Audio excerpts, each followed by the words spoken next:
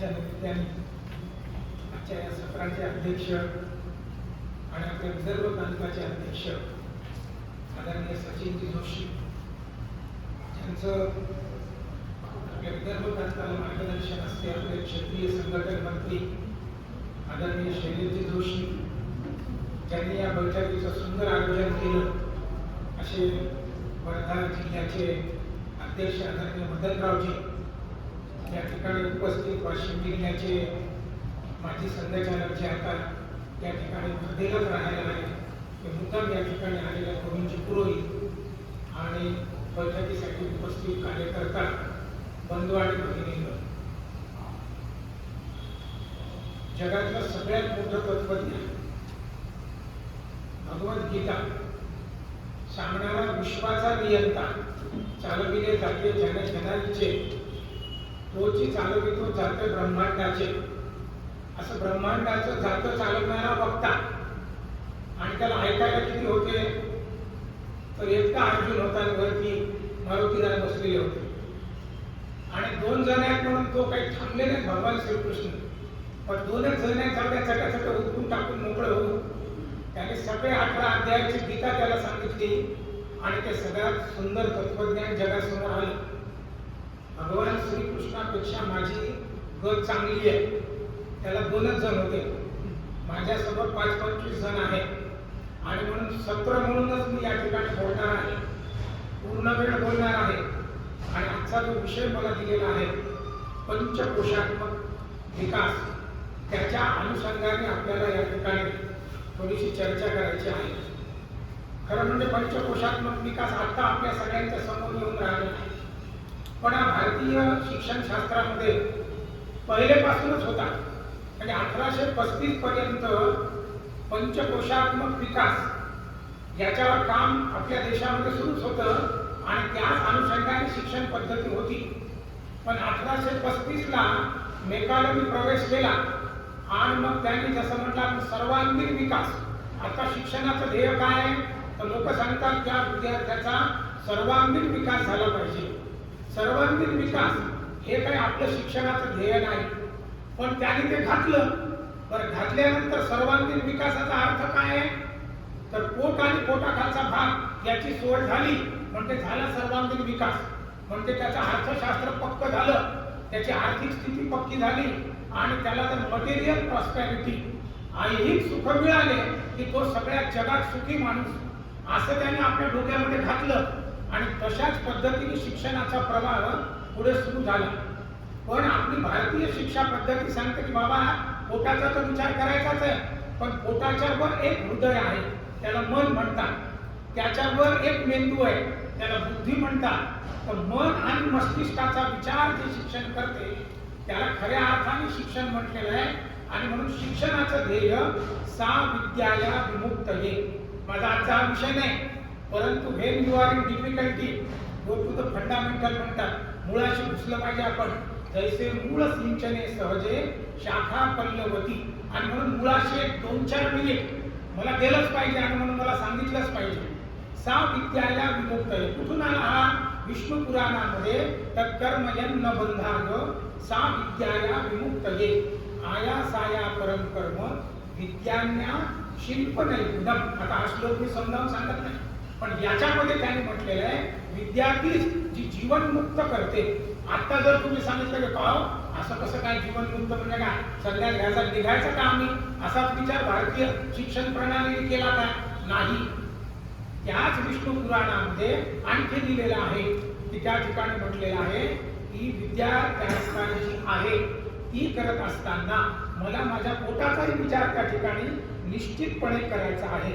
आणि म्हणून तो करत असताना विष्णू पुराणामध्ये आणखी एक श्लोक दिलेला आहे विद्या ददाति विनयम विनया व्यापी पात्रता पात्रत्वा धनमाप्नोति धनात् धर्मं ततः सुखम. त्यांनी म्हटलं बाबा नुसतं मुक्ती नको, काय उठवणी वाटेची लागावे नाही, संसार तुला करायचा आहे म्हणून विनया ज्ञाती पात्रता. पात्रता त्याच्यामध्ये आलेली आहे, युक्तता त्याच्यामध्ये आली पाहिजे. आणि म्हणून नुसती मुक्त करी विद्या नाही तर तिला युक्त करी विद्या म्हटलेलं आहे. बरं, आम्ही युक्त झालो, मग त्याला म्हटलं बाकी काय? त्याने सांगितलं की त्या ठिकाणी नुसतं विद्या ददाति विनयम विनया याति पात्रताम पात्रत्वात् धनमाप्नोति. सोय गेली वर पोटाची, नुसतं वरचंच नाही, मुक्ती पाहिजे असं नाही. त्याने सांगतं बाबा पात्र कशासाठी व्हायचं, माझं ऐहिक सुख या ठिकाणी मला करायचंच आहे, पोटाचा विचार करणारच आहे. भारतीय शिक्षण मग त्याच्यामध्ये त्याला पात्रत्वात ॲबिलिटी म्हणजे मुक्तकरी विद्या ती युक्तकरी झाली, ती युक्तकरी विद्या अर्थकरी झाली पाहिजे, म्हणजे त्याला पैसे देखील मिळाले पाहिजे. म्हणून त्याने म्हटलं पात्रत्वात धनमाप्नोति. पण पुढे म्हटलं धना धर्मम. आलेला पैसा कसा आला पाहिजे, श्री सुक्ताने वर्णन केलं, लक्ष्मी अनपगामिनी. ही लक्ष्मी कशी आली पाहिजे, इष्ट मार्गाने आली पाहिजे, वाईट विचार त्याच्यामध्ये येऊ नये. मग आता मटेरियल प्रॉस्पेरिटी पण आली, ऐहिक सुख पण आली आणि मुक्तीचा म्हणजे आत्मनो मोक्षार्थम जगत हितायचो. आणि म्हणून आपल्या शिक्षण पद्धतीने काय सांगितलेलं आहे, तर ती मुक्तकरी विद्या असली पाहिजे, ती युक्तकरी असली पाहिजे, ती अर्थकरी असली पाहिजे, ती धर्मकरी असली पाहिजे. बाप्पा बाप्पा बाप्पा एवढं कोण करत असेल. मग आता ते जर त्याच्यामध्ये वाढवायचं असेल आत्ता, तर त्याच्यामध्ये पंचकोशाचा विकास याच्यावर महत्त्व देणं जरुरी आहे. त्याला ते समजलं पाहिजे की कशामुळे होऊ शकते. त्याचा जर पंचकोशाचा विकास झाला तर त्याला देव देश धर्म याच्या सोबतच मी हे सगळं त्याला समजू शकते. माझाही संसार नेटका मला करायचा आहे आणि परमार्थ विवेक देखील मला करायचा आहे. पण हे केव्हा होईल, मेकॅनॉमी जे सांगितलेलं आहे सर्वांगीण विकास त्या भाषेत बसत नाही ते. मग आता नवीन जे राष्ट्रीय शैक्षणिक धोरण आहे त्याच्यामध्ये त्यांनी पंचकोशात्मक विकासाचा देखील विचार केलेला आहे. आता काय आहे पंचकोशात्मक विकास, त्याची आपल्याला आता आज चर्चा करायची आहे. कशासाठी आवश्यक आहे पंचकोशात्मक, त्याच्या बुद्धीचा विकास झाला पाहिजे, त्याच्या हृदयाचा विकास झाला पाहिजे.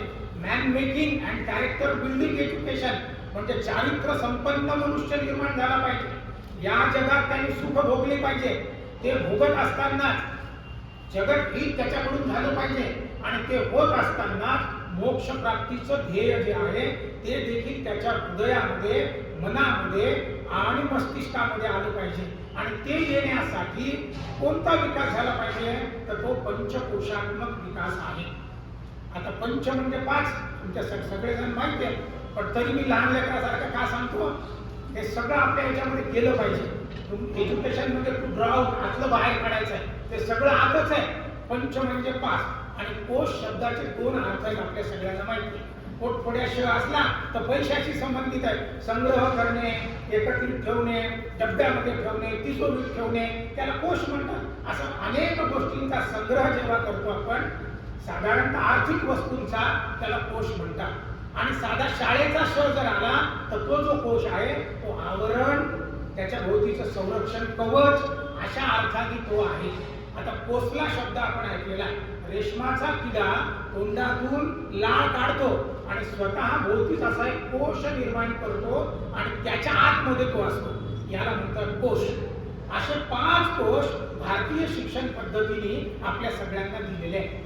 आता हे कोश म्हणजे कोणते कोणते आहेत, तर आपल्या शरीरामध्ये 5 प्रकारचे कोश आहेत. आणि ते कशा पद्धतीचे आहेत, आत्मा हा त्याचा मूळ गाभा म्हणू आपण, आणि त्या आत्म्याभोवती असा एक आत्मा आहे, त्याच्या भोवती एक कोश आहे, दुसरा कोश आहे, तिसरा कोश आहे, त्याच्याकडे चौथा आणि 5वा.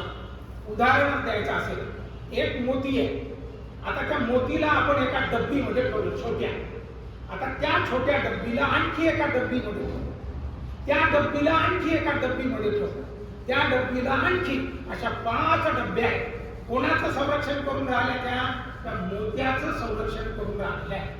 आणखी दुसऱ्या अर्थाने त्याला इंग्रजीमध्ये प्रोग्रेसिव्ह अनफोल्डमेंट म्हणतात. माझ्या हाताकडे पहा, अशी त्याची जर उकल उकल होत गेली, कमळाचं फूल आहे, त्याला असं हळूहळू हळूहळू हळूहळू उकल केलं तर शेवटी आज जो मकरंद आहे त्याच्यापर्यंत आपल्याला पोचता येते. परंतु ते बंद झालेला जो कोश आहे त्याला हळूहळू उकल करणे, याला पंचकोशात्मक विकास म्हणतात. असे कोश किती आहेत, असे 5 प्रकारचे कोश आहेत. आत आत्मा आहे, त्या आत्म्याला ज्या कोशाने केलेला आहे त्याला म्हणतात आनंदमय कोश. त्यांचा जर डायरेक्ट लिहायचा असेल, आवश्यकता असेल तर लिहू शकता. आनंदमय कोश त्याच्यानंतर त्या आनंदमय कोशाला पुन्हा एका डब्बीमध्ये ठेवलं, तिला म्हणतात विज्ञानमय कोश. त्याला पुन्हा एका डब्बीमध्ये ठेवलं, त्याला म्हणतात मनोमय कोश. त्याला पुन्हा एका डब्बीमध्ये ठेवलं, त्याला म्हणतात प्राणमय कोश. त्याला पुन्हा एका डब्बीमध्ये सगळ्यात बाहेरची डब्बी, त्याला म्हणतात अन्नमय कोश. म्हणजे आता पुन्हा एकदा जर पेट्याच उघडायच्या असतील तर पहिली पेटी उघडली मी, त्याला म्हटलं अन्नमय कोश. आता दुसरी पेटी त्याच्यामध्ये निघाली, तिला म्हणतात प्राणमय कोश. आता तिला बाजूला केलं तर मग येते मनोमय कोश. तिला बाजूला जर केलं तर त्याच्यातलं विज्ञानमय कोश. त्याच्यानंतर आणखी केलं तर त्याच्यामध्ये आनंदमय कोश, जो आत्म्याच्या अत्यंत जवळ आहे. असे 5 प्रकारचे कोश आहेत. कोणी सांगितलं? विद्याभारतीने सांगितलं का हे? आणखी कोणी सांगितलं का? नाही. याचा सगळ्यात पहिला लेखी ज्याला म्हणतात उल्लेख कुठे येतो? उपनिषदामध्ये. तैत्तिरीय उपनिषद नावाचा उपनिषद आहे. बाप्पा उपनिषद कोण वाचावं एवढा? तैत्तिरीय उपनिषद फक्त 53 त्याच्यामध्ये मंत्र आहे. लक्षात घ्या, फार मोठा नाही आहे. आणि त्या 53 म्हणजे 3 भाग केलेले आहेत. त्याला वल्ली म्हटलेलं आहे. एक आहे तिला म्हणतात शिक्षावल्ली, दुसरी आहे भृगुवल्ली, आणि एक आहे आनंदवल्ली. वल्ली म्हणजे वेळ. आता त्याच्यात जात नाही कारण आपल्याला वेळ कमी आहे. तर ते वेळ असे 3 प्रकारच्या वल्ली आहेत. आद्य शंकराचार्यांनी त्याच्यावर भाष्य केलं. त्याचे 581 श्लोक दिलेले आहेत.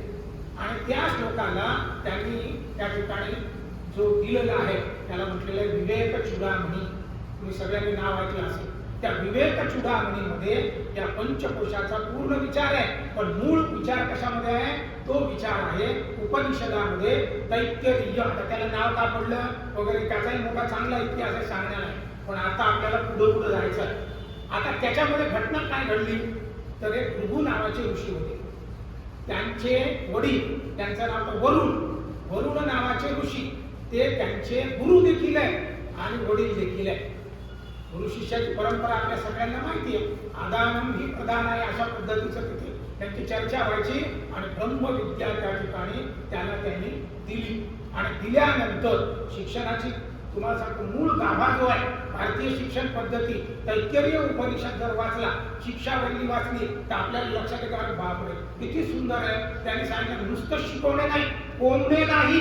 त्यांनी सांगितलं टू ड्राउट म्हणतात. त्याच्यातलं आतच आहे उपजताचं ज्ञान. सर्वजण इथे बसलेले, जगातलं सगळं तत्वज्ञान आपल्या मेंदूमध्ये आहे. फक्त तो शिक्षक काय करतो तो कप्पा असा खोलतो आणि खोलल्यानंतर ते त्याचं ज्ञान बाहेर येते. असं त्यांच्यातला संवाद चालायचा. आणि मग ब्रह्मविद्या त्याला आल्यानंतर आता काय झालं? त्यांनी सांगितलं बाबा तुझी ब्रह्मविद्या तुला पूर्ण मिळालेली आहे, पण नुसतं नाही, त्याची अनुभूती घेतली पाहिजे. कारण ही विद्या कशी आहे? तिचं नित्य नूतन आहे. ज्ञानेश्वरीत वर्णन आहे, ते तर हरू म्हणे नेमचे देवी जैसे का रूप तुझे, तैसे नित्य नूतन देखिजे गीता तत्व. हे ब्रह्मविद्या कशी आहे? तुम्ही जितकी रोज रोज वाचा. भारतीय शिक्षण प्रणाली कशी होती? रोज रोज जसं त्याचं पारायण करू, त्याला अनुवर्ती म्हणतो आपण. वारंवार वारंवार वारंवार गीता अशी पद्धत आहे शिक्षणशास्त्रामध्ये. ती वारंवार केल्यानंतर रोज नवा अर्थ आपल्याला प्राप्त होतो. आणि म्हणून त्यांनी सांगितलं बाबा याची अनुभूती घ्या आता. मग आता वरुण नावाच्या ऋषींनी आपला जो पुत्र आहे, जो शिष्य आहे, त्याला सांगितलं की जा जंगलामध्ये वनामध्ये आणि घ्या अनुभूती. त्याने सांगितलं बिलकुल. आणि त्याने अनुभूती घेतली. 4, 6, 7, 8 महिन्यात तो परत आला अत्यंत आनंदाने. आणि आपल्या वडिलांना म्हटलं का मला ब्रह्म समजलं काय आहे? काय आहे? त्याने सांगितलं अन्नम ब्रह्म जानाति. असं त्या ठिकाणी सांगितलं मला समजलं हा जो अन्नमय कोश आहे हाच खरा आनंद ब्रह्म आहे आणि तोच आहे. तर त्याच्या वडिलांनी त्याला दाटलं नाही. अरे नाही नाही नाही चूक आहे तुझं. त्याने सांगितलं वा मस्त अनुभूती आली तुला, छान आहे, तुझंच बरोबर आहे. त्याने आणखी पुन्हा काही दिवसांनी म्हटलं बाबा मला आणखीन जायचं. जा. जंगलामध्ये गेला आणि त्याने त्या ठिकाणी आराधना करायला सुरुवात केली, ध्यानधारणा चिंतन करायला सुरुवात केली याच्यावर ब्रह्मविद्येवर. आणि आनंदाने पुन्हा परत आला 7-8 महिन्याने. आणि आपल्या वडिलांना म्हटलं की अहो मला समजलं, मी पहिल्यांदा म्हटलं होतं तुम्हाला अन्नमय कोश म्हणजे ब्रह्म आहे. नाही नाही नाही मला ते चूक आहे. मग काय त्या ठिकाणी प्राणो ब्रह्मेती. त्यांच्या प्राण हे ब्रह्म आहे. आणि वडिलांनी म्हटलं अरे वा अरे एकदम तुला चांगली अनुभूती आलेली आहे, फार छान. पुन्हा याने म्हटलं बाबा मला आणखीन जावंसं वाटतं. त्याने म्हटलं अरे जाणं काय हरकत नाही. तो पुन्हा वनामध्ये गेला, पुन्हा त्या ठिकाणी बसला. ध्यान चिंतन करायला लागला, त्या ब्रह्माचं चिंतन करायला लागला आणि मग आनंदाने पुन्हा परत आला. गुरु महाराज मला ब्रह्म म्हणजे काय समजलं? काय समजलं? म्हटलं ते अन्नमय कोश म्हणजे ब्रह्म नाहीये, प्राणमय कोश म्हणजे ब्रह्म नाहीये. मला असं समजलेलं आहे मनोब्रह्मेति. मला असं समजलं की मनोमय कोश हाच ब्रह्म आहे. अरे वा, फार छान, तुझं अगदी बरोबर आहे. शिक्षकांनी त्याला प्रोत्साहन दिलं पाहिजे हे त्याच्यामध्ये सांगितलेलं आहे. अनुभूती त्याला नंतर येणारच आहे. त्याने पुन्हा म्हटलं की मला एकदा जावं असं वाटते आणि जा, काय हरकत नाही. जंगलामध्ये गेला, पुन्हा त्याने ती सगळी प्रक्रिया केली, आनंदाने परत आला आणि आपल्या वडिलांना वरुण ऋषींना म्हटला, अहो माझं चुकलं होतं, मला असं वाटलं होतं की तो अन्नमय कोश म्हणजे ब्रह्म आहे, तो प्राणमय कोश म्हणजे ब्रह्म आहे, तो त्या ठिकाणी असलेला मनोमय कोश म्हणजे ब्रह्म आहे. अहो ते नाहीये माझ्या लक्षात आलं, बुद्धीने सगळं पाहावं लागणार आहे. ते जे विज्ञानमय कोश आहे त्याला ब्रह्म म्हटलेला आहे आणि म्हणून तो जो आहे तेच ब्रह्म आहे असं त्याने म्हटल्यावर गुरुजींनी म्हटलं बरोबर आहे, तुला अनुभूती आली आणि फार चांगलं असं म्हणत त्याने पुन्हा एकदा सांगितलं की मला एकदा जावंसं वाटते. त्यांनी सांगितलं गेलं पाहिजे बाबा, अनुभूती घे. तो वनामध्ये गेला आणि नंतर त्या ठिकाणी ध्यान धारणा जे काय त्याचं तत्वचिंतन तो करायला लागला असेल ते करत असताना परत आलाच नाही. 6 महिने झाले, 8 महिने झाले, वर्ष झालं, 1.5 वर्ष झालं. त्यांना वाटलं अरे का नाही आला परत. मग त्यांनी काय केलं, वरुण ऋषींनी आता डोळे लावलेले अंतर्ध्यान केलेलं आहे आणि अंतर्ज्ञानाने त्यांनी पाहिलं की बापरे, माझा मुलगा भृगु हा त्या ठिकाणी अत्यंत आनंदामध्ये, ब्रह्मानंदामध्ये त्या ठिकाणी विलीन झालेला आहे. अरे बापरे, म्हणजे हा तर याला खरं काही समजलं वाटते. आणि मग आता त्यांनी अंतर्ज्ञानाने, मी कुठलं समजलं, तैत्तिरीय उपनिषदामध्ये जागवण्यासाठी तैत्तिरीय उपनिषदामधली कथा आहे आणि ती कथा होत असताना आता त्यांनी अंतर्ज्ञानाने त्याला विचारलं, बाबा काय झालं, तू आलाच नाही परत. त्याने सांगितलं, हा झाली संध्या, संदेह माझा केला, आत्माराम हृदयी प्रगटला. अहो मला सगळं ते ब्रह्म काय ते समजलं. आता नाही, तो जो आनंदमय कोश आहे तेच खऱ्या अर्थाने ब्रह्म आहे आणि मला ते ब्रह्म वाटते. आता मला तो अर्थ समजलेला आहे. वेदा हवेतम पुरुषम महांतम आदित्य वर्णन तमस परस्ता. वेदाने उल्लेख केलेला आहे जन्ममृत्यूच्या पलीकडचा तो आनंदी पुरुष जो आहे, तो विराट पुरुष, त्याचं दर्शन मला झालेलं आहे. आता या ऐहिक सुखामध्ये मी काही काळ तुमच्या सोबत राहिलेला आहे, परंतु ते सुख म्हणजे जे नाही, माझ्या सर्व कोशांचा विकास होत असताना आता मी आनंदमय कोशापर्यंत पोहोचलेला आहे आणि मला असं वाटते तेच खऱ्या अर्थाने ब्रह्म आहे आणि म्हणून तेच ब्रह्म आता मला जाणलेला आहे मी. तेव्हा आता तो आनंदमय कोश आहे, त्याचा विकास म्हणजे ज्ञानेश्वरी वर्णने, गुंतलो होतो अर्जुन गुणे, मुक्त झालो तुझी गुणे. आता सांगणे पुसणे काहीच न लगे. आता अर्जुन नावाचा गुण आहे, कारण म्हणजे 4 गुण आहे. आज आपल्याला त्याचं वेळ नाहीये, पण मी पटकन सांगून देतो तुम्हाला. आपल्यामध्ये 4 गुण आहेत. एक धृतराष्ट्र नावाची वृत्ती आहे, एक संजय नावाची वृत्ती आहे, एक अर्जुन नावाची वृत्ती आहे आणि भगवान श्रीकृष्ण नावाची वृत्ती आहे. मग आता या अर्जुनाने सांगितलं मी गुंतलो होतो अर्जुन गुणे. 4 प्रकारचे जे कोश आहे ते गुंतून ठेवणारे आहेत, पण त्याचा विकास झालाच पाहिजे. ते जोपर्यंत समजत नाही तोपर्यंत 5वा मुक्त झालो सा विद्याया विमुक्त जे, ती मुक्त करणारे जे कोण आहे ते आनंदमय कोश आहे. आणि म्हणून ते भृगु ऋषी त्यांना सांगायला लागले, वरुण ऋषींना, की आता मला सगळं समजलेलं आहे. आता मी त्याचं ते स्वरूप पाहिलेलं, पांडुरंग कांती दिव्य तेज झळकते, रत्नकिन फाकती प्रभा, अगणित लावणी तेज कुंजाळले, न वर्णवे तेथीची शोभा. पाया पडू गेलो तव पाऊलाची नोंद, उभाची स्वयंभू असे. तो तुम्ही पाहिलेला आहे. आता मला कशा सांगणे पुसणे काहीच न लगे. आता मला सांगणे पुसण्याची क्रिया नाही. आता मी त्या आनंदमय अशा कोशामध्ये दिलेला आहे. तो पंचकोश आपल्याला त्या ठिकाणी तैत्तिरीय उपनिषदामध्ये सांगितलेलं आहे. तेच भगवान आद्य शंकराचार्यांनी त्याचं वर्णन पंचकोशाचं अत्यंत सुंदर, म्हणजे सगळ्यात जे भाष्य भगवान शंकराचं 581 श्लोकाचं असं म्हणतात सगळ्यात सुंदर भाष्य हे या तैत्तिरीय उपनिषदावर त्यांनी केलेलं आहे. त्याच्यामध्ये पंचकोशात्मक विकास त्यांनी त्या ठिकाणी दिलेला आहे. आता हे सगळं बेस मी तुम्हाला का सांगितला, कारण पुढचं आपल्याला समजायला पाहिजे जर पुतळा बसवायचा असेल तर त्याचा चबुतरा मजबूत करावा, आणि चबुतरा मजबूत केला तर पुतळा एवढा जरी असला तरी तो व्यवस्थित वाटायला वाढवा. काय सुंदर आहे. तसा हा पंचकोश देखील खूप सुंदर आहे, पण तो कुठून आला, त्याच्या मागचा विचार काय आहे आणि कशासाठी राष्ट्रीय शैक्षणिक धोरणात घेतला हे आपल्याला लक्षात आले पाहिजे. की शिक्षणाचं ध्येय हे म्हणजे फक्त सर्वांगीण विकास, म्हणजे पोट आणि पोटाखालचा भाग याचाच विचार न करता पोटाच्या वर एक हृदय आहे, त्याच्यावर एक मेंदू आहे, त्याला मन आणि मस्तिष्क म्हणतात. त्याचा जर विकास झाला तर मनगटाचा विकास होतो, आणि मग तो जो विकसित झालेला पुरुष आहे तो चारित्र्य संपन्न बनतो, देव देश आणि धर्मासाठी कार्य करतो. स्वतः सोबतच इतरांचा देखील योग रहस्य नावाचा ग्रंथ आहे, त्याच्यातला एक श्लोक सांगतो आणि मी आपल्या विषयाकडे येतो. ज्ञानी मी, गुणी मी, कला चतुर मी, श्रीमंत मी, सुज्ञ मी, वक्ता मी, कवी मी, बलाढ्य जरी मी, ज्ञाता जगी एक मी, वेदांती पटू मी, श्रुती निपुण मी, सर्वज्ञ मी, सुज्ञ मी. योग रहस्यकारांनी म्हटलं हा जो माणूस आहे तो त्याच्यातच गुंतलेला आहे, परंतु मी समजे परीन उमजे, कोठील मी कोण मी.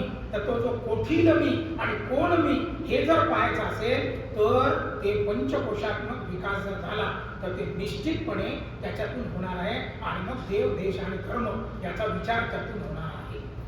पंचकोश काय आहे, मग आता त्याचा विचार आपण आता करू, जो आता आपल्याला निश्चितपणे शाळेमध्ये करायचा आहे. सगळ्यात पहिला कोश आहे अन्नमय कोश. आता अन्न हा शब्द आपण सगळ्यांनी ऐकला. कुठे ऐकतो आपण? आपण जेवायला बसतो आणि ताट असते, त्या ताटामध्ये वरण भात भाजी पोळी असं सगळं जे अन्न आहे ते अन्न आहे. आता अन्नमय कोश शब्द कशासाठी आला तर ते ताटातलं अन्न जेव्हा आपण हाताने घेतो आणि घेतल्यानंतर मुखामध्ये टाकतो, मुखात टाकल्याबरोबर त्याच्यावर निरनिराळ्या प्रक्रिया सुरू होतात. लालोत्पादक ग्रंथी, निरनिराळे पाचक द्रव्य, त्याला चयापचय क्रिया म्हणतात. त्या अन्नाचं रूपांतर अंतिम परिपाक कशामध्ये होतं? आपल्या शरीरामध्ये होतं. म्हणजे अन्न हे तोंडात गेल्यानंतर त्याचं रूपांतर एक तर बाहेर विसर्जन करतो आपण, आणि बाकीचे सगळे पदार्थ आपल्या शरीरामध्ये रूपांतरित होतात. म्हणजे भात खाल्ला आणि घेतला चाकू आणि इथे मारला, भात निघतो का बाहेर? भात टाकला ना आपण, कुठे गेला भात? भात तर नाहीये. टाकला तर खरी, आत गेला. एखाद्या डब्यामध्ये जर एखादी वस्तू टाकली आपण, समजा पोत्यामध्ये तांदूळ भरला आणि चाकू मारला तर काय निघते बाहेर? तांदूळच बाहेर निघतो. मग अशी काय जादू आहे की ते जे अन्न समोरचं आहे मी आत टाकलेलं आहे, आणि टाकल्यानंतर त्याच्यावर काहीतरी क्रिया झाली आणि त्याचं रूपांतर या शरीरामध्ये झालेलं आहे. जन्माला आल्यापासून म्हणजे अगदी छोटासा बिंदू आईच्या पोटामध्ये आहे, आणि नाभी क्षेत्रातून ती आई आपल्याला खास भरवत राहते. ते अन्नमय, तिथेही अन्नच आहे ना. आपल्या शरीरामध्ये आल्यानंतर हळूहळू हळूहळू आपली वाढ होत जाते. अणुपासून ब्रह्मांडा एवढा म्हणता येणार आपल्या एवढा असा होतो. त्या अन्नाचं रूपांतर अव्याहतपणे मरेपर्यंत कशामध्ये रूपांतरित होते? आपल्या या देहामध्ये रूपांतरित होते. आता सोप्या भाषेत सांगायचं म्हणजे तो जो अन्नमय कोश आहे आत्म्यापासून 5व्या नंबरची पेटी, ती कोण आहे? तर जो आपला देह आहे याला अन्नमय कोश म्हणतात. मग आता हा जो बोलून राहिलेला आहे हा कोण आहे? माझा अन्नमय कोश या ठिकाणी उभा आहे. तुम्ही दुसऱ्या गावावरून इथे आले, अन्नमय कोश या ठिकाणी आले. ऑफिसला तुम्ही जाता, कोण जाते? अन्नमय कोश जाता. म्हणजे थोडक्यात या थडाला आपलं अन्नमय कोश म्हणतात. आता याचा विकास तर जरुरीच आहे, कारण देह आहे आणि हा आपला परिचय आहे. आत्मा जर म्हटलं तर परिचय काय? आतला श्वासोश्वास तर दुसरे कोश, हे परिचयात्मक कोश नाहीये. पण दिलीप जोशी हे आहे, सचिनजी जोशी हे आहे, किंवा आमचे परसोडकरजी हे आहे, हे कशावरून समजते? त्यांच्या या कोशावरून समजते. हा जो अन्नमय कोश आहे हा आपला परिचय आहे, आणि जे आपण अन्न खातो त्या अन्नाचा अंतिम परिपाक म्हणजे हा आपला अन्नमय कोश आहे. मग आता शाळेत कशासाठी शिकवायचा? हा कोशच महत्वाचा आहे. त्याचं कारण आहे की हा आपला परिचय आहे, आणि या कोशाने सगळ्यांना सांभाळून घेतलेला आहे. हा कोश असेल तो मी आहे, हा माझा परिचय आहे. मग याच्यासाठी काय करावं लागेल? तर पहिल्यांदा अन्नमय कोशाचा विचार करताना मला अन्नाची शिस्त त्याला लावावी लागेल. म्हणून आपल्या सगळ्यांना त्यांना काय खावं हे आपल्याला समजावून सांगावं लागेल. अन्नमय कोशात शैक्षणिक बाबीमध्ये याचा पहिल्यांदा विचार चौरस अन्न भगवद्गीतेमध्ये म्हटलेलं आहे. अहम वैश्वानरो भूत्वा प्राणिनाम देहमाश्रिता प्राणापान समायुक्तम पचामी अन्नम काय चतुर्विधम. 4 प्रकारचं अन्न आहे. लेय आहे, पेय आहे, चोष्य आहे, भक्ष्य आहे. याच्यावर मी फार जात नाही, आपल्याला वेळ तर पुढे, पण ते अतिशय सुंदर. याच्यावर चिंतन आपण केलं पाहिजे. म्हणून लिहून का घ्यायचं, घरी गेल्यावर याच्यावर चिंतन केलं पाहिजे. हे 4 प्रकारचं अन्न, बर्गर, पिझ्झा किंवा आणखी काहीतरी आपण ते आहे, याच्यापेक्षा हे चौरस अन्न आहे. भगवान श्रीकृष्णाने सांगितलेलं आहे ते पचामी अन्नम चतुर्विधम. त्याच्यावर मला करावं लागेल की नाही? आणखी या अन्नमय देहाला काय लागते? अन्नासोबतच याला झोप लागते. मग आता ती झोप सगळ्यांची उडलेली आहे. तिथे बसलेले 12 वाजता 1 वाजता मोबाईल पाहतात, खडकन अंगावर पडतो, तेव्हा कुठं झोप येते. असलं बायको जागी तर तिथे त्या बाबा उचला यायचा होता खाली नाही तर तोंडावर, कारण झोपच नाही. पण निद्रा ही महत्वाची आहे. अन्नमय कोशाला पुष्ट काय करते? ती निद्रा आपल्याला करते. आणि म्हणून शैक्षणिक पद्धतीमध्ये आपण आपल्या याच्यामध्ये देखील मूळ घटक मूलाधार विषय जे आपले घेतलेले आहेत आपण, त्याच्यामध्ये शारीरिक शिक्षणाला अत्यंत महत्त्व दिलेलं आहे. विद्याभारतीने किती सुंदर विचार केला ते आपल्या सगळ्यांच्या लक्षात येईल. म्हणून या आधारभूत विषयामध्ये शारीरिक शिक्षण ते भारतीय खेळ हे तिथे जास्तीत जास्त झाले पाहिजे. ते जर त्या ठिकाणी घेतले गेले तर त्याच्या शरीरामध्ये व्यायाम होतो आणि त्या व्यायामाने हा जो अन्नमय कोश आहे हा अन्नाची मागणी करतो. व्यायामाने हा अन्नमय कोश झोपेची मागणी करतो. आणि मग आहार निद्रा या 2 गोष्टी जर व्यवस्थित झाल्या तर अन्नमय कोश हा पुष्ट होतो. आणि म्हणून आपल्या शाळेमध्ये आपल्याला याच्यावर चौरस आहारावर जोर द्यावा लागेल, भारतीय खेळावर जोर द्यावा लागेल. तेव्हा कुठं त्याचं जे शरीर आहे अन्नमय कोश आहे हा पुष्ट होणार आहे. आता याच्यावर आणखी नाही, आपल्याला भरपूर तुम्हाला तुमचंही वाचन भरपूर आहे. आणि आपण मी हे जे आहे हे आपल्या सगळ्या विद्याभारतीच्या याच्यातून घेतलेलंच आहे. पण जगदी वासुदेव तुम्ही नाव ऐकलं असेल, विशाखापट्टणमचे सद्गुरू, त्यांचे अनेक व्याख्यान पाहिले आणि त्याच्यातले तुकडे तुकडे काढल्यानंतर माझ्या लक्षात आलं हे पण खूप सुंदर आहे. आणि ते जर आपल्या सगळ्यांपर्यंत पोहोचलं तर पंचकोश आपला हा आणखी चांगल्या पद्धतीने विस्तारित होऊ शकतो. आणि म्हणून पहिल्यांदा आपण आता अन्नमय कोशाचा त्या ठिकाणी विचार केला. मग आता या अन्नमय कोशाच्या आत, याला स्थूल देह म्हणतात, या स्थूल देहाच्या आत एक सूक्ष्म देह आहे आणि त्याला प्राणमय कोश म्हणतात. आता प्राण म्हटलं की आपल्याला लक्षात येतं तो तर माझा जीव की प्राण आहे. त्या दोघे जणी जीव की प्राण आहे. मैत्रिणी जीव की प्राण का म्हटलेला आहे? प्राण हा शब्द कुठून आला? या अन्नमय कोश हा गेला म्हटल्यानंतर आपण म्हणतो का याचा प्राण गेला. प्राण गेल्याची आयडेंटिटी काय आहे? हा अन्नमय कोश शब्द इथे पडला माझा. लोक म्हणतात तो गेला, त्याचा प्राण गेला. प्राणमय गेला म्हणजे काय? म्हणतो आपण त्याचं पोट नाही हलून राहिलं. कोणी म्हणतात तिथे नाकाजवळ हात लावून पाहत आहे का त्याचा श्वासोश्वास? तो श्वासोश्वास नसेल तर आपण म्हणतो प्राण गेला. आता सोप्या भाषेमध्ये प्राण म्हणजे आपला श्वासोश्वास आहे. जे वायू आपण आत घेतो बाहेर सोडतो ते जे प्राण वायू आहेत त्या वायूचं आत येणे आणि जाणे याला प्राणमय कोश म्हटलेलं आहे. हे आपलं ऊर्जा शरीर आहे. आता ऊर्जा शरीर का? कारण हे आपल्याला ऊर्जा देते, जिवंत ठेवते. समजा आपल्या घरामध्ये फ्रीज आहे, त्या फ्रीज मध्ये वस्तू तुम्ही ठेवता आणि वस्तू ठेवल्यानंतर त्याला एक पिन आहे आणि ती पिन कुठे लावतो आपण? त्या इलेक्ट्रिकच्या करंटला लावतो. आता लावलं तुम्ही त्या प्लग पिन मध्ये आणि बटनच दाबलं नाही तर फ्रीजचा काही उपयोग आहे का? आतलं सगळं सोडून जाणार आहे. त्या फ्रीज मध्ये प्राण केव्हा येणार आहे? जेव्हा तुम्ही ते प्लगचं बटन दाबाल आणि ते विद्युत ज्यावेळेस त्याच्यामध्ये येते त्यावेळेस तो फ्रीज सुचारू रूपाने चालतो आणि आतले पदार्थ सुंदर राहतात, चांगले राहतात. तो जर बटन बंद केलं विद्युतचं ते फ्रीज गेला ढाचा फक्त. तसा हा अन्नमय कोश आहे. या अन्नमय कोशाला प्लग कोणाचा आहे? तो आहे प्राणमय कोशाचा.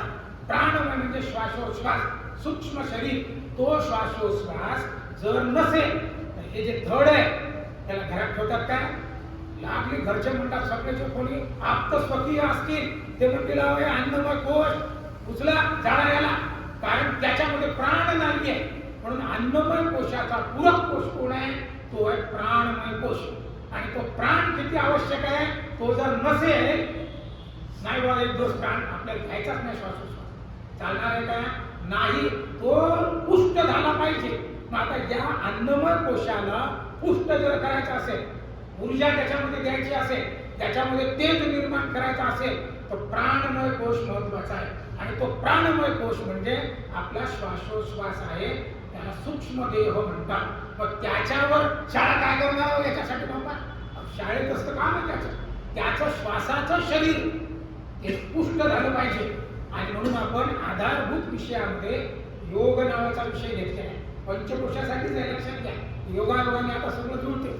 आता तो जो योग कशासाठी घेतला, तर त्याला म्हणतात प्राणायाम घ्या. प्राणायाम म्हणजे अनुलोम विलोम, कपालभाती, हे जे सगळे तुमच्या सगळ्यांना माहिती आहे, ते सगळे त्या ठिकाणी त्याला जर घेतले तर तो प्राणमय कोश त्याचा पुष्ट होतो. आणि जितका प्राण पुष्ट होईल तेवढी ऊर्जा आपल्या शरीरामध्ये राहते, तेज आपल्या शरीरामध्ये राहते. तर अन्नमय कोश देखील हा पुष्ट होतो. आणि म्हणून दुसऱ्या नंबरचा जो कोश आहे त्याला म्हटलेलं प्राणमय कोश. असे किती वायू आहे? 14 प्रकारचे वायू आपल्या शरीरामध्ये आहे, पण आपण त्याच्यावर फार विचार नाही. पंचवायू मात्र आपल्याला माहिती आहे सगळ्यांना. प्राणाय स्वाहा, व्यानाय स्वाहा, अपानाय स्वाहा, उदानाय स्वाहा, समानाय स्वाहा. आणि ते म्हटल्यानंतर म्हणतो सत्यम पूर्ण ब्रह्मणे नमः.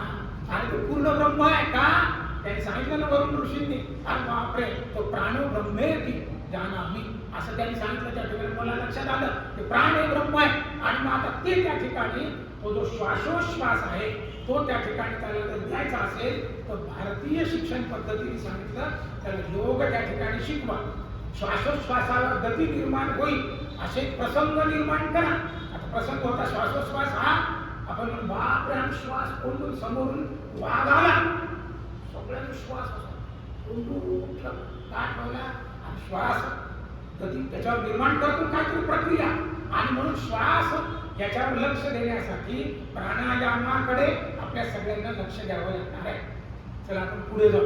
आणखी याच्यावर तुम्ही चिंतन त्याच्यावर करू शकता. मग आता अन्नमय शरीर झालं, प्राणमय शरीर झालं. ग्रीकचं मी उदाहरण दिलं तुम्हाला. तसा हा जो ढाचा आहे तो कोणामुळे त्या ठिकाणी त्याला प्लग लावलेला आहे? तो प्राणमय कोशाचा आहे. बरं झालं, ठीक आहे. आता तिसरा जो देह आहे, तिसरा जो कोश आहे, आतला तुम्हाला सांगितलं मी अन्नमय, त्याच्या आत प्राणमय आणि त्याच्या आत आता मनोमय कोश आहे. त्याला म्हणतात कारणदेह शास्त्रामध्ये. पण आपण त्याचा विचार आता शैक्षणिक याच्यामध्ये करू नये, पण त्याला लक्षात घ्या.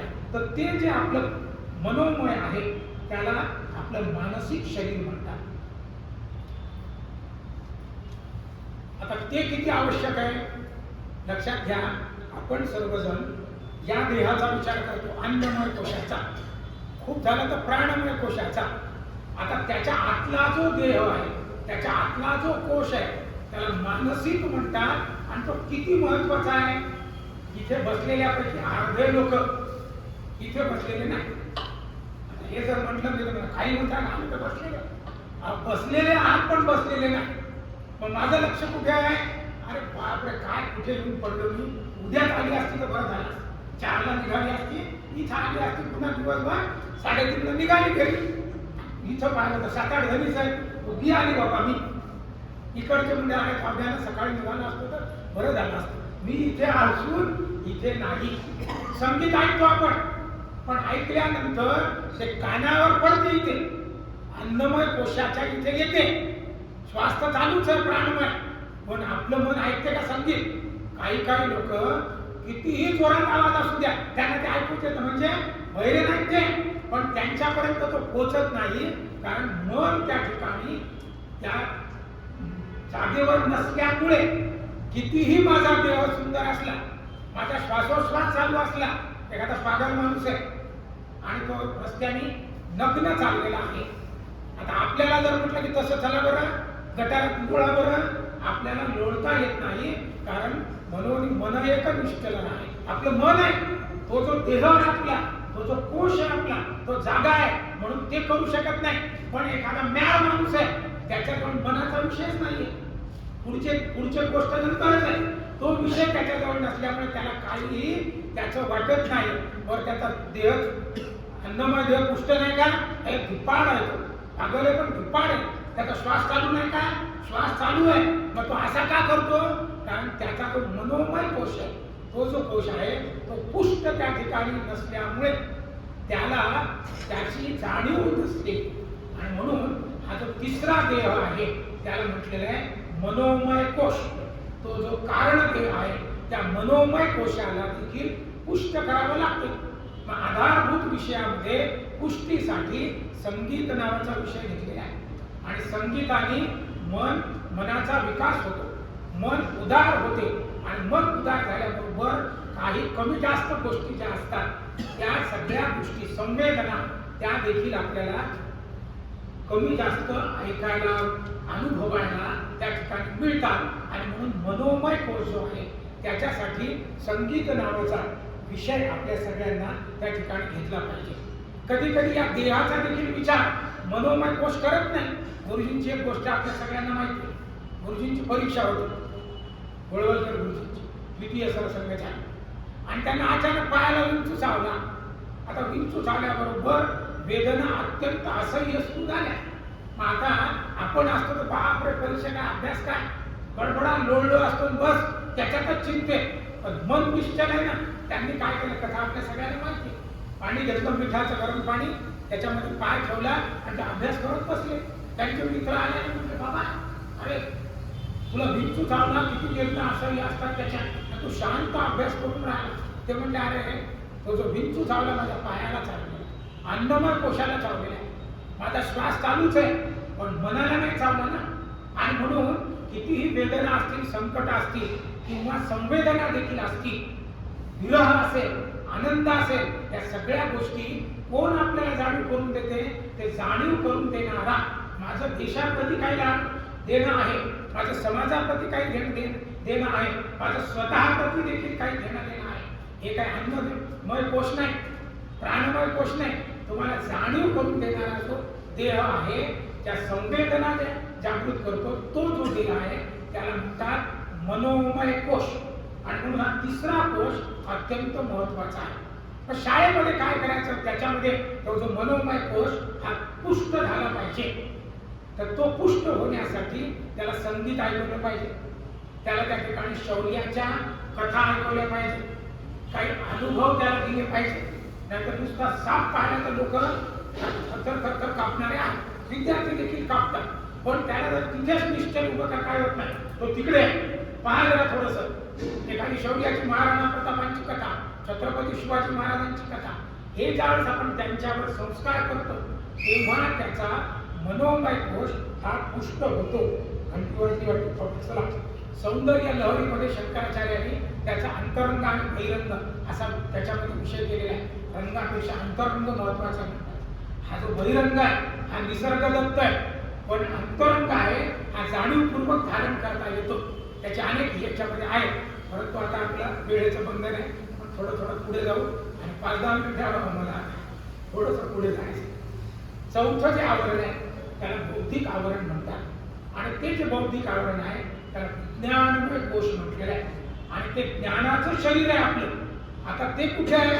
आपल्या या ठिकाणी बुद्धीचा विचार, मेंदूचा, मन आणि मस्तिष्क, आधी हृदयाचं झालं, याचा विचार आपल्याला जो करायचा तो त्या विज्ञानमय कोशामध्ये आपल्या सगळ्यांना करायचा आहे. त्याला वैचारिक क्षमता त्याची निर्माण करणे, त्याला विशेष ज्ञान म्हणतात. आपल्या भारतीय संस्कृतीमध्ये साधारण ज्ञान आणि आध्यात्मिक ज्ञान असे 2 ज्ञान म्हटलेले आहेत. त्या दोन्हीचीही वाढ आपल्या शरीरामध्ये झालेला पाहिजे. तो जो चौथा कोश आहे तो आत्म्याच्या बराच जवळ आहे, त्याला म्हटलेलं आहे विज्ञानमय कोश. आणि तो विज्ञानमय कोश आपल्या सगळ्यांना करायचा असेल तर आपल्याला काय काय करावं लागणार आहे? तर बुद्धीचा विकास करण्यासाठी तसं त्याच्यामध्ये मला सांगितलंच पाहिजे. आता जसं उदाहरणार्थ प्राण्यामध्ये हा कोश नाही, आपल्यामध्ये काय आहे? कर्म, अकर्म आणि विकर्म ही करण्याची क्षमता कोणामध्ये आहे? ती या कोशामुळे आपल्यामध्ये निर्माण होते. उदाहरणार्थ एखादा कुत्रा आहे, त्याला तुम्ही जोरात कोटा मारला तर ते 2च गोष्टी करेल. एक तर तुमच्या अंगावर जोरात धावून येईल, चावेल, नाही तर पळून जाईल. पण आपल्याला विचार करता येतो त्याने खोटा का मारला असेल, मला चुकून लागला की मुद्दाम लागला, विचार करता येतो.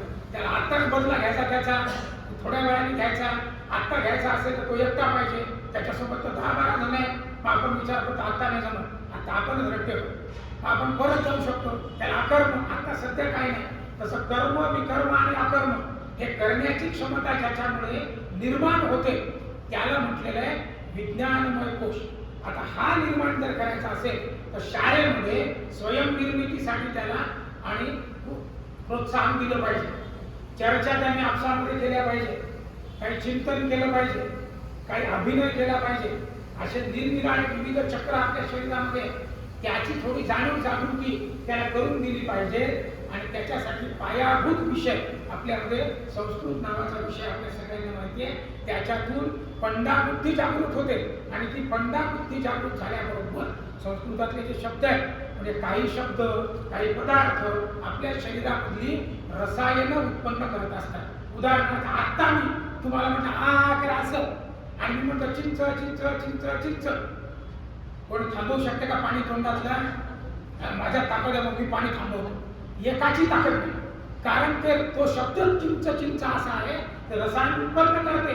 तसे काही मंत्र आहे, काही स्तोत्र आहे, काही शब्द आहे, त्याचं जर चिंतन केलं तर आपल्या बुद्धीचा विकास, ती पंडा बुद्धी जागृत होते. आणि म्हणून आपल्यामध्ये आधारभूत विषयामध्ये अशा अर्थाने संस्कृतला घ्या, मग आपल्या लक्षात येईल. आणि मग सगळ्यात शेवटचा जो कोश आहे त्याला म्हटलेला आहे आनंदमय कोश. तर हे आपलं आध्यात्मिक शरीर आहे. तर त्याच्यामध्ये जिसका हरि से जुड़ा संबंध है उसे हर घड़ी आनंद ही आनंद है, असं एक सुंदर गीत आहे. त्याच्यामध्ये तो जो आत्मा आहे परमात्म्याशी केव्हा मिळेल, हे 4 कोश ज्यावेळेस पुष्ट होती तेव्हा आता हे 4 कोश मोकळे झाले की आता आपल्याला तो जो आनंद आहे, की जी सुखाची व्याप्ती आहे, सुख म्हणजे हे नाही, सुख म्हणजे नक्की काय असतं, काय पुण्य केलं ते नाही, तो जो आनंद आहे त्या परमेश्वराशी तादात्म्य. आनंद म्हणजे परमेश्वर आणि उन्मन म्हणजे परमेश्वर. म्हणून मन एक निश्चल राहील, मग आम्हासीच साम्य रूप होईल. ते निश्चल मन ज्यावेळी होईल त्यावेळेस तो आनंदमय कोश त्याचा पुष्ट झालेला आहे. आणि आनंद कोण आहे तर तो आनंद म्हणजे तो परमात्मा आहे. त्याच्याशी आपल्याला सुखदुःखे समे कृत्वा लाभा लाभो जया जय असं म्हटलेलं आहे भगवद्गीतेमध्ये. तर तो जे सगळं आनंदमय शरीर आहे ते करण्यासाठी आपल्याला काय काय लागते तर त्याच्यामध्ये त्यांनी सुंदर वर्णन यांनी जग्गी वासुदेवांनी केलेलं आहे. या देहाला काय लागते, देहाला सुविधा लागतात, आनंद होतो. प्राणाला स्थिरत्व लागते, आनंद होतो. मनाला शांतता लागते, आनंद होतो. बुद्धीला निश्चलती लागते, आनंद होतो. आणि हे सगळे ज्यावेळेस प्राप्त होतील तेव्हा मनुष्य त्याच्या पलीकडे जातो आणि तिची पलीकडची अवस्था आहे त्याला आनंद म्हटलेला आहे. आणि म्हणून विद्यार्थ्यांना काय करू द्या, संगीतामध्ये धुंद होऊ द्या. वारकरी लाट जातात त्या ठिकाणी आणि जोरजोरात आनंदामध्ये काळ हे करतात.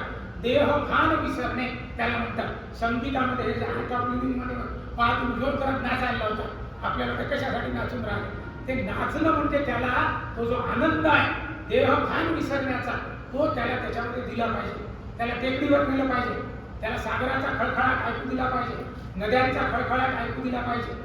ही जी सगळी अनुभूती आहे ती त्याच्यामध्ये गेल्यानंतर तो जो आहे व्यष्टी, समष्टी, सृष्टी आणि परमेष्टी असा त्याचा विकास झाल्यानंतर व्यष्टी ते अन्नमय कोशापासून परमेष्टीपर्यंत म्हणजे आनंदमय कोशापर्यंत नेण्यासाठी 5 आधारभूत विषयामध्ये नैतिक आणि आध्यात्मिक शिक्षण आपल्यामध्ये आधारभूत विषयामध्ये दिलेलं आहे.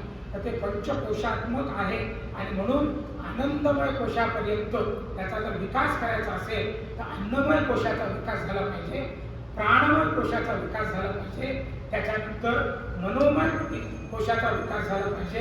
त्यासोबतच त्या ठिकाणी त्याचा विज्ञानमय बुद्धीचा विकास झाला पाहिजे. आणि तो विकास झाल्यानंतर शाश्वत सुखाकडे तो जाऊ शकतो. ते शाश्वत सुख 2 मिनिटात सांगतो आणि जातो. शाश्वत सत्य जर माणसाला समजलं, आनंदमय कोशामध्ये जिसका हरि से जुड़ा संबंध है उसे हर घड़ी आनंद ही आनंद है. मग याच्यात नाही जैसा भ्रमरू भेदू कोडे भल तैसे काष्ट कोरडे परी कलिके माझी सापडे कोगळी ते तर उत्तीर्ण होईल प्राणी. पण कमल आपण कुठे अडकलेला, तो जो भुंगा आहे त्याच्या सामर्थ्य कडक लाकूड पोखरण्याचं आहे, पण अडकला कुठे, कमळामध्ये, आणि मोहित झाला पोखरत तिथं मरते.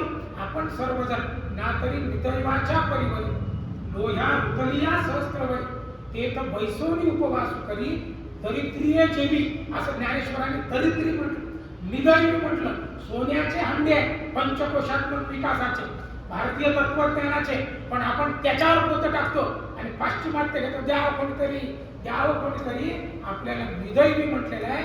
आणि ते शाश्वत सत्य फक्त भारतामध्ये आहे, इतर ठिकाणी नाही, पण ते आपल्याला माहित नाही. माझा एक मित्र होता, त्याला मुलगा झाला, शेवटची कथा सांगतो थांबतो. त्याला मुलगा झाला आणि आम्ही सगळ्यांनी ठरवलं त्याला बाहेर गेलं पाहिजे, लहानसं लेकरू. आणि गेल्यानंतर आमचा पहिला सगळे घरून निघाले. पहिला मित्र पोहोचला, ती बाई तिथं बसलेली, मग ते लागली तिला, वा वा काय छान मुलगा आहे. खिशातली 100ची नोट काढली, त्याच्या हातामध्ये दिली, गालगुच्च्या धरला, आले वा वा वा फार छान मुलगा आहे, डॉक्टर होणार आहे. डॉक्टर म्हटल्यावर त्याचे आजोबा बसलेले होते. अरे बापरे डॉक्टर, चहा पोह्यानं सुरू झाले. तितक्यात दुसरा पोहोचला, त्याने 100ची नोट काढली, त्याच्या हातामध्ये दिली, गालगुच्च्या धरला त्या पोराचा, आले वा वा वा फार छान मुलगा आहे, इंजिनियर होणार, इंजिनियर. अरे बापरे त्याचे काका बसलेले होते, चहा पोहे आणा. त्याच्यानंतर तिसरा मित्र आला, त्याने 100ची नोट काढली, गालगुच्च्या धरला, आले वा वा वा फार छान मुलगा आहे, वकील होणार, वकील. अरे बापरे सगळेजण करायला. मग थोड्या वेळाने मला थोडा उशीर झाला, मी आपली माझी गाडी उभी केली, आत गेलो, 100ची नोट दिली, गालगुच्च्या धरला, आले वा वा वा फार छान मुलगा आहे, एक दिवस मरणार आहे. सगळेच उभे राहिले, मरणार. मी चक्कर झालं, मला शाश्वत सत्य काय आहे? डॉक्टर होणार आहे का, इंजिनियर होणार आहे का, वकील होणार आहे का, सांगता येतं होईल एखादं. सत्य नाही, पण एक दिवस मरणार आहे हे सत्य आहे. पण ते पचवण्याची ताकद नसल्यामुळे पंचकोशात्मक विकास ज्यावेळेस हे पचवण्याची ताकद ठेवे, तेव्हा या संसारामध्ये राहताना देव देश धर्म, माझं घर, त्याच्यासोबतच समाज, धर्म, अर्थ, काम आणि मोक्ष ही सगळी कडी व्यवस्थितपणे चालवेल. त्याच्यासाठी पंचकोश विकास अत्यंत महत्त्वाचा आहे. त्याच्यावर चिंतन आपण सगळ्यांनी केलं पाहिजे अशी विनंती सगळ्यांना करतो.